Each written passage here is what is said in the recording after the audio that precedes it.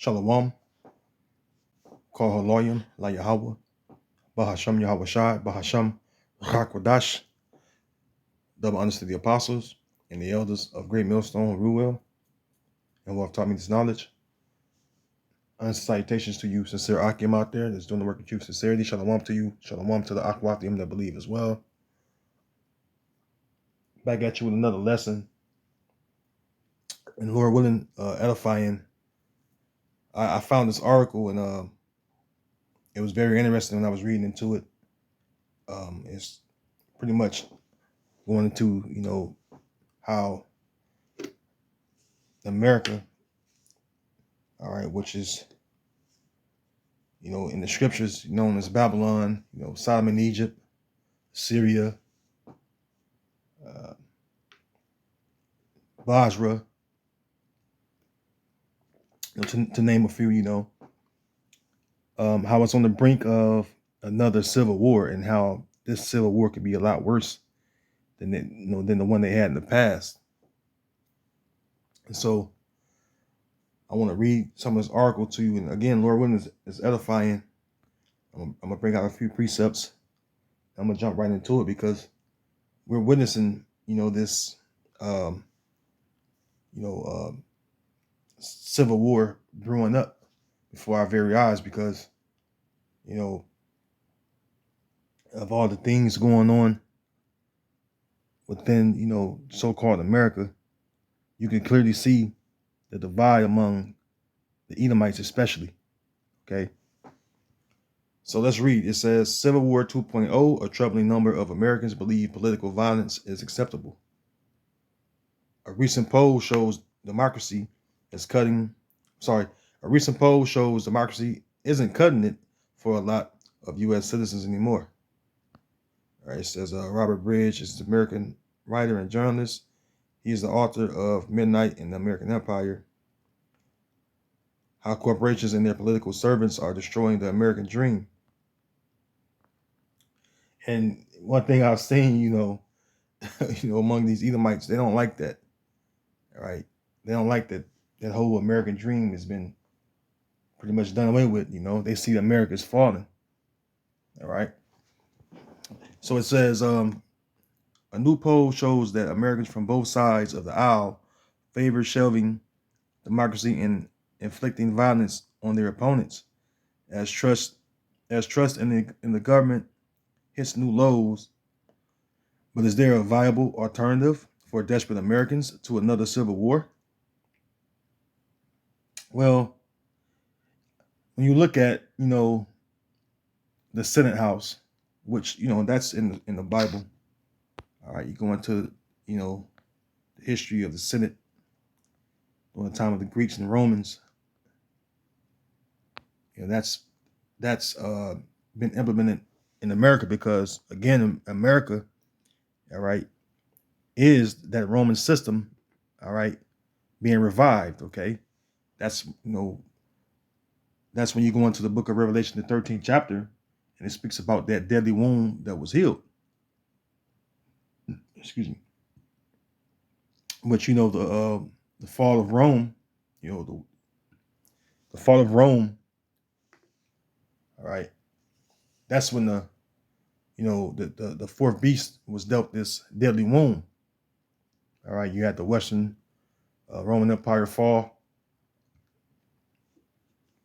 and through the Renaissance period, that's how the deadly wound was healed.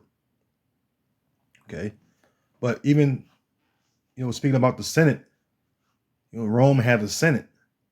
Okay, and you look at today, all right, America has a Senate as well because it's based off Rome. It's basically Rome all over. That's why you hear us say that America is Rome 2.0. All right.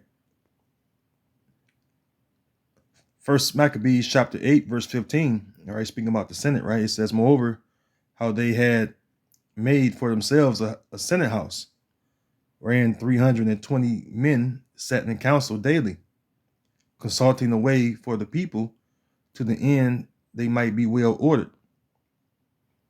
Verse 16, and they and that they committed their government to one man every year, who ruled over them, over all of their country. I'm sorry, and that all were obedient to that one, and that there was neither envy nor emulation among them. So when you look at today, that one would be the president.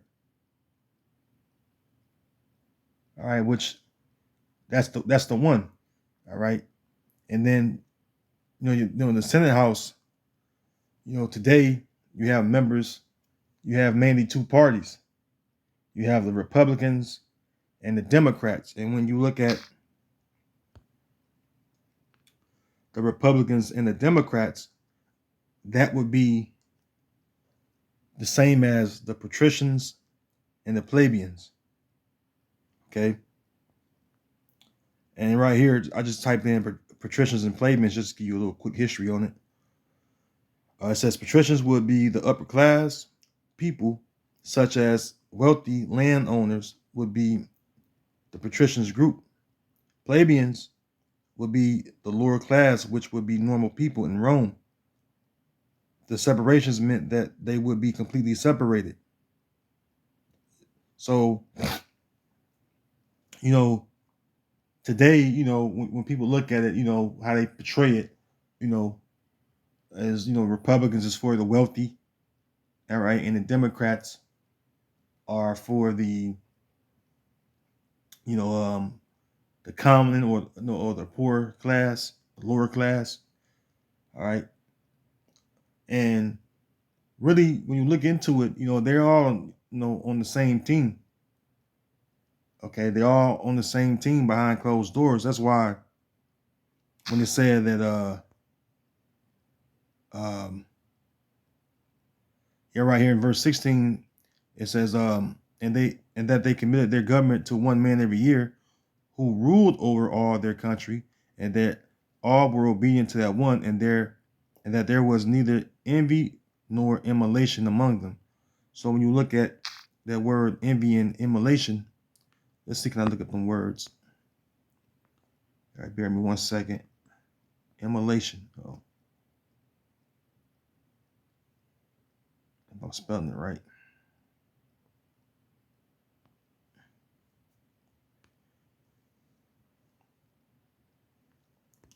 It says effort to equal or excel in qualities or actions that one admires in others.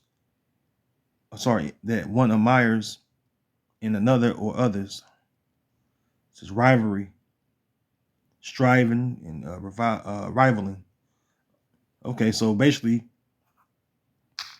you know what envy is. So it's saying basically that there was no envy in striving or rivaling one another. Which again, outwardly today, you would think that it is, because you see how the Democrats, portray the Republicans and vice versa. You would think they're at odds with one another, but behind closed doors, they're all on the same team. Okay. So let's go back to the article. So it's pretty much the same. It's no difference. All right. It says on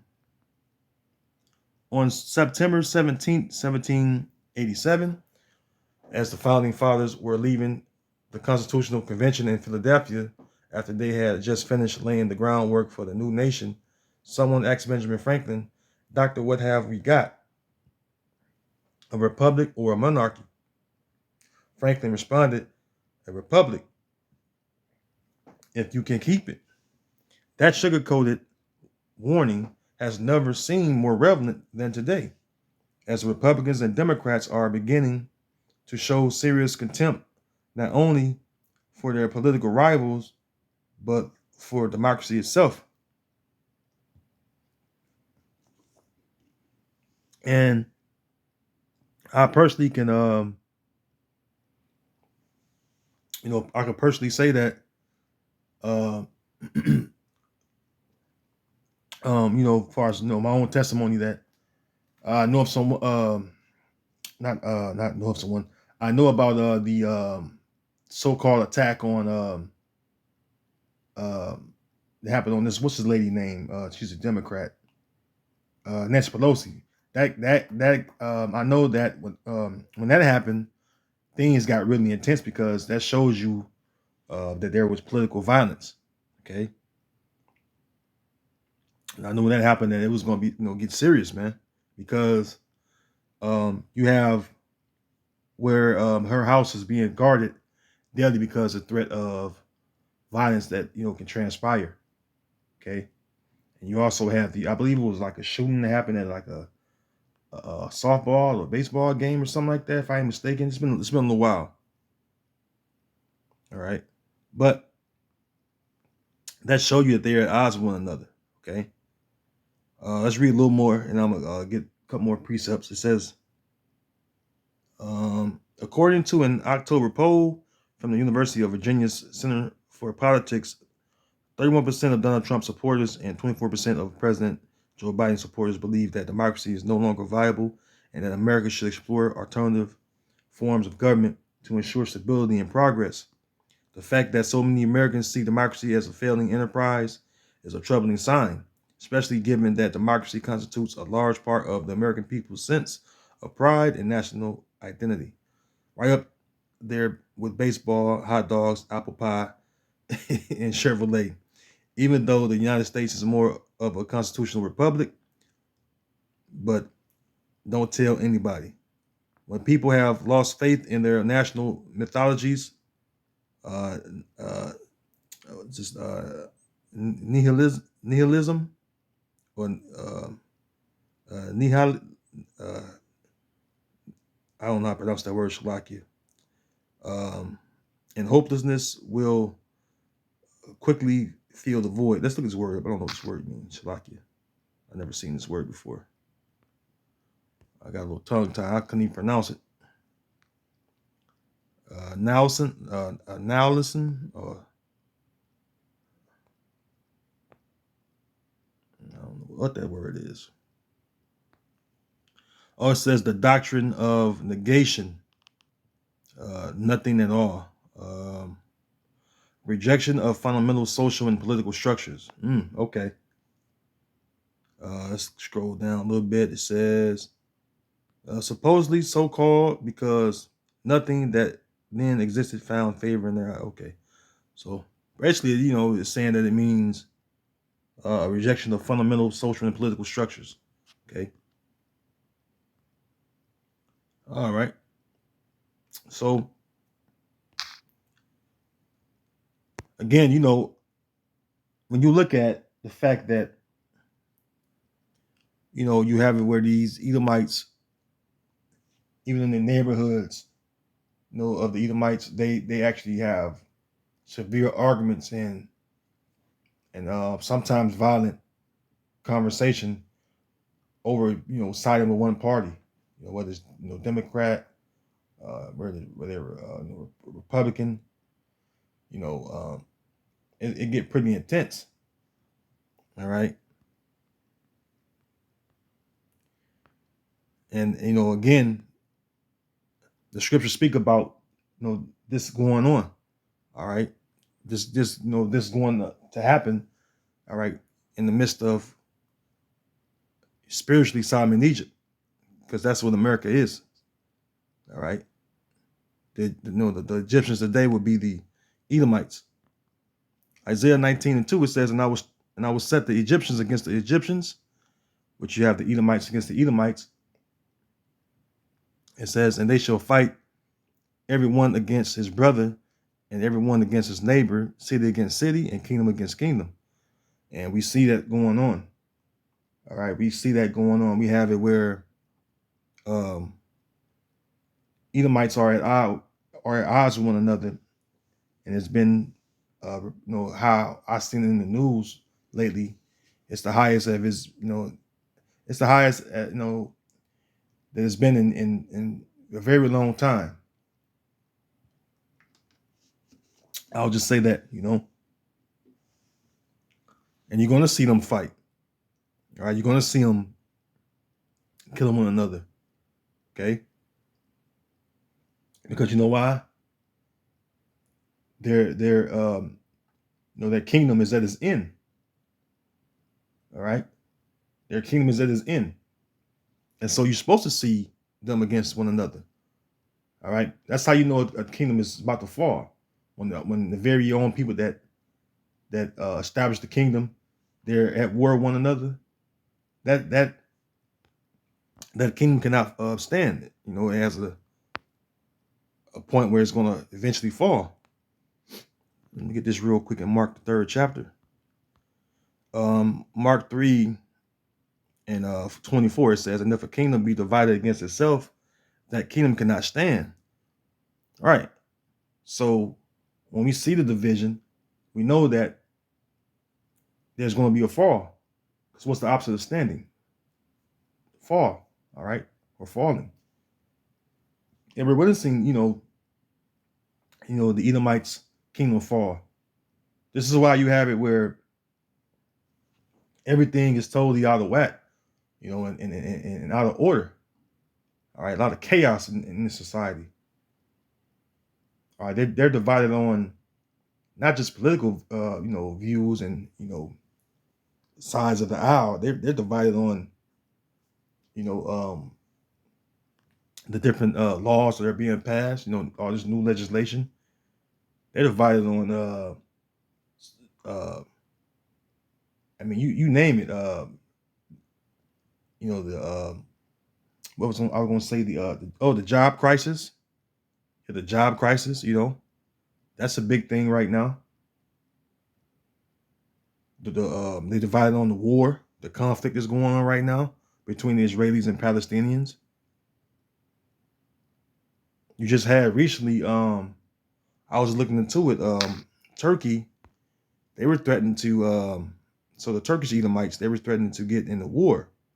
Right here, I was reading into this one. It says Turkey threatens to declare war on Israel. Okay, and so, hey, there you go, man. This is a clear example of the Edomites being at odds with one another. All right, let's go back to the scriptures. Get another precept that speaks about how people are going to.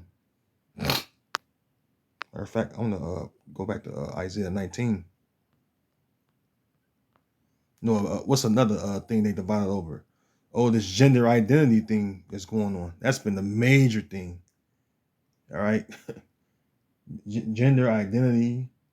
You got to where men and women are having so-called sex changes. That they've been divided over that for a long while.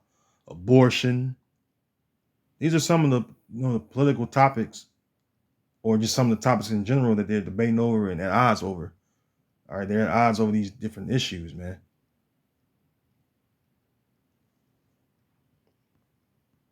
There was another scripture I'm going to get out of here. Isaiah 19 and 14. It says, "The Lord, Yahweh Bashem Yahushua, had mingled a perverse spirit in the midst thereof, and they have caused Egypt to err in every work thereof, as a drunken man staggereth in his vomit." See? "Neither shall there be any work for Egypt, which the head or tail, branch or rush may do." And there is a perverse spirit within this place, man. I mean, the couple topics I just named, the gender thing and the abortion thing. I mean, it's clearly what you know which one is right and which one is wrong, as far as how to approach it or go about, dealing with those different subjects or subject matters. But if you talk about these things, these things can cause you to lose your job. If you know the right thing to do, all right, which is according to the scriptures, I should say, all right, because this is where you learn morals from, the Bible.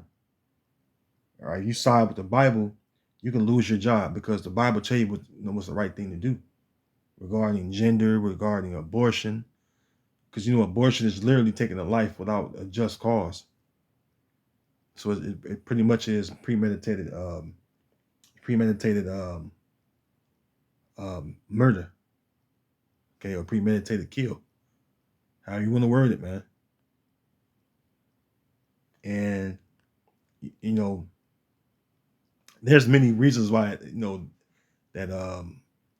you know they call it abortion, but and it's the reason why they implemented abortion in society.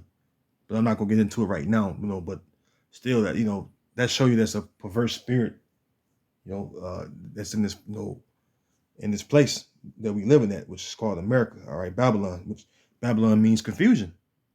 All right, and perverse. Um, if you don't know what perverse means, let's look up the word perverse, because it truly is a perverse spirit out here in Babylon. All right, perverse says wicked, unnatural, degenerate, perverse, contrary. Right? See, it says turned away from what is right. Look at that. Turned away from what is right. Yeah, because if you was to say anything, like I said, like what is right according to the Bible, that can get you canceled off social media, get you canceled off your YouTube. You can lose your, like I said, you can lose your job over it. People speak evil of you, right? But the wicked is ruling, and this is why you're gonna have a wicked or perverse spirit in the midst thereof. All right, because when you go to what's that Sirach? Let me see here. Also known as Ecclesiastes, I believe that's the 11th chapter, if I'm mistaken. I know it's not that one. It's like chapter 10.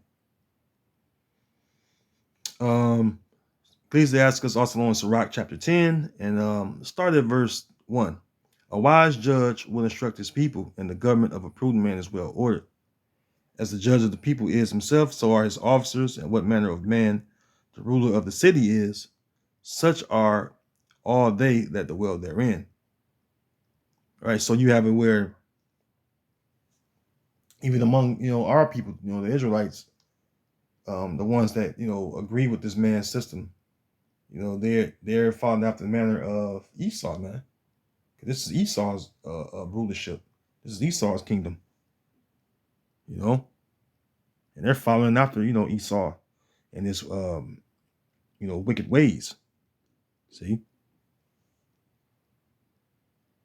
verse 3: An unwise king destroyed his people, but through the prudence of them which are in authority, the city shall be inhabited.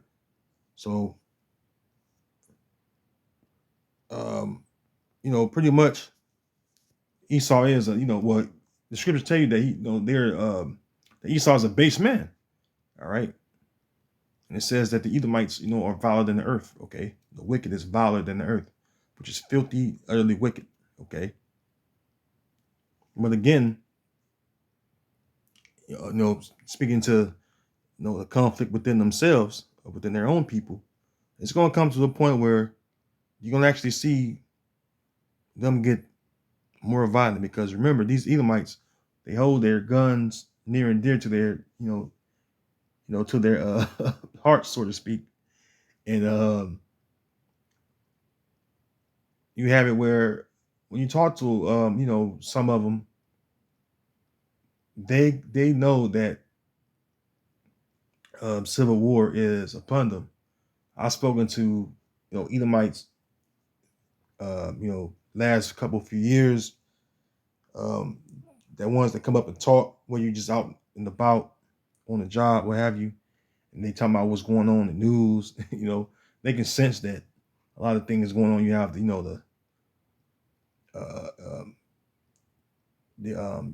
what's that, the beginning of the pandemic, where you had where it was increased gun sales and ammunition sales. I believe when the pandemic hit 2020, excuse me, that summer, in the fall, it was like a 700 or 800% increase in gun sales and ammunition sales. All right, people were stocking up, survival food and all that stuff, man. So They were preparing themselves, you know. But again, hey, they know that that civil war is going to come, man. And when it happens, you're going to see this right here, 2nd Esdras 15 and 16. It says, for there shall be sedition among men. Sedition is violent strife. All right. When you look up sedition, it literally means violent strife. Let me see, pull up real quick. Sedition.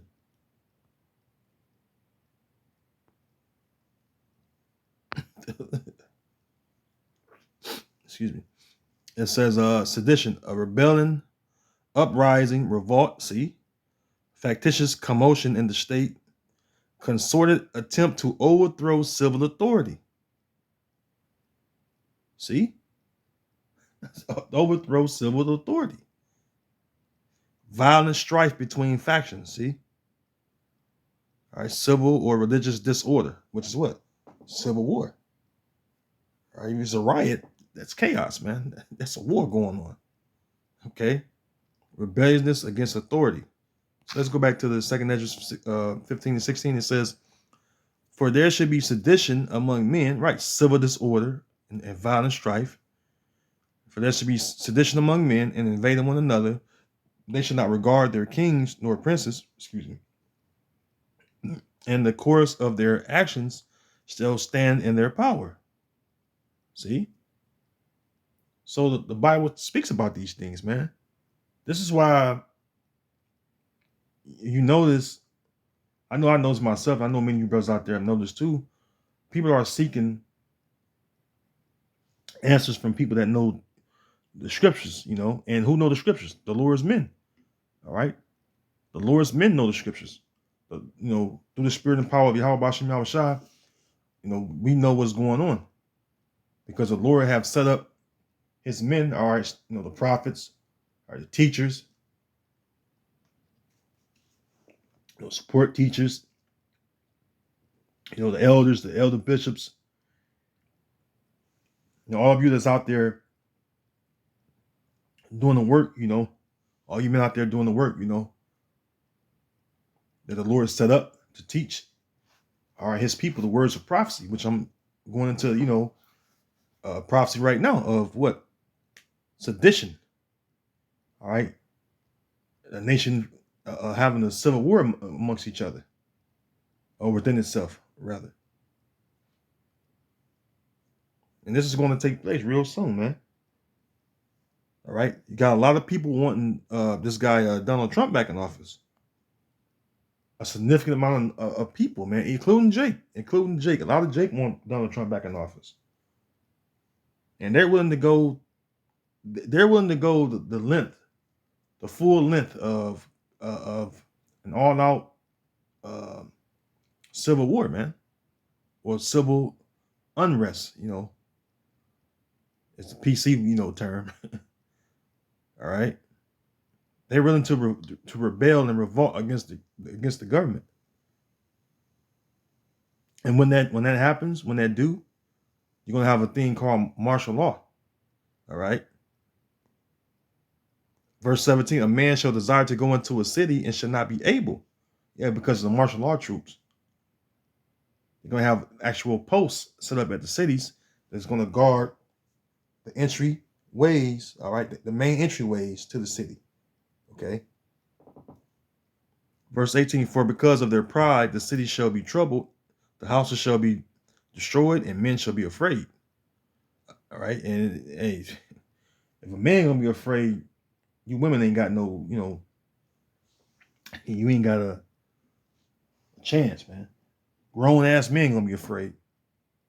Okay, and you know a woman is gonna crumble when all hell breaks loose. All right, it says, verse 19, a man shall have no pity upon his neighbor, but shall destroy their houses with the sword and spoil their goods because of lack of bread and for great tribulation. And that's another thing that's going on. People are complaining about food. They're complaining about this inflation that's going on. They complain about their wages at, you know, on their jobs.